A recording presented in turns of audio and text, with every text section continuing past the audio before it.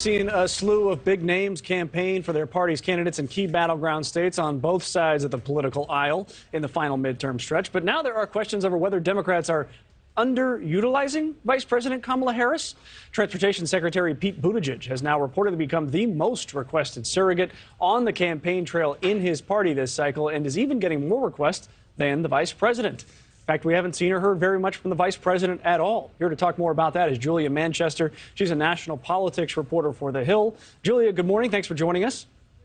Good morning, Mitch. Good to see you. So several days ago, Vice President Harris was in Michigan campaigning for the Democratic governor there, Gretchen Whitmer. She's the incumbent running for re-election, but that's about it. In fact, our executive producer, Megan, looked at her schedule for yesterday. There was one thing on it, and it was a closed-door lunch with President Biden. So where is Kamala? Why are we seeing so much Pete Buttigieg and even Dr. Jill Biden as opposed to the vice president?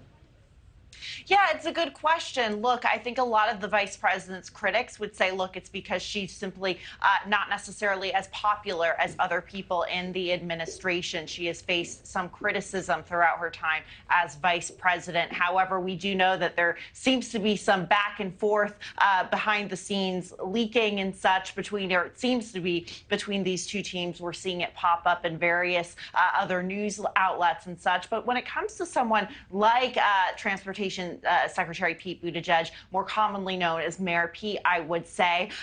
He is someone who was very popular during the 2020 Democratic primary. He is someone who is seen as a rising star in the party. And I think that's part of the reason why you're seeing a lot of these candidates really try to utilize him, because a lot of people look to him as the potential future of the Democratic Party. He is younger. He seems to have more of a moderate streak that could help Democrats going into some of these very tough and contentious races, especially in these swing areas. So I think that's part of the reason why you're seeing Mayor Pete. He's simply viewed as the future of the party. With someone like Kamala Harris, though, I don't think she's necessarily viewed in the same way. Obviously, she is an integral part of the Democratic Party. She represents such an important part of the Democratic Party and such. However, I think Mayor Pete is simply seen more as the future.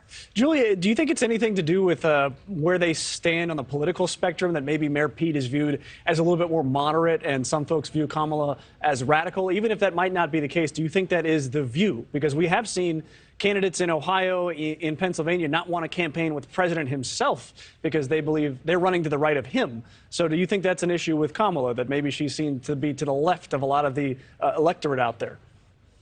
Yeah, it's certainly possible. And look, in addition, I guess this can be an extension of my previous answer.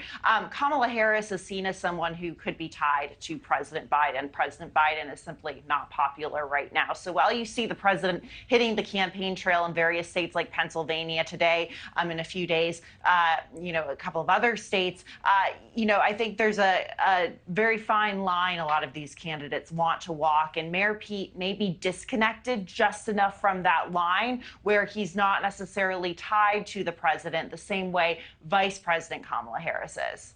All right, that's Julia Manchester from The Hill. Julia, thank you very much for joining us. Thank you for watching. Go to newsnationnow.com to find NewsNation on your television provider. And don't forget to click the red subscribe button below to get more of NewsNation's fact-driven, unbiased coverage.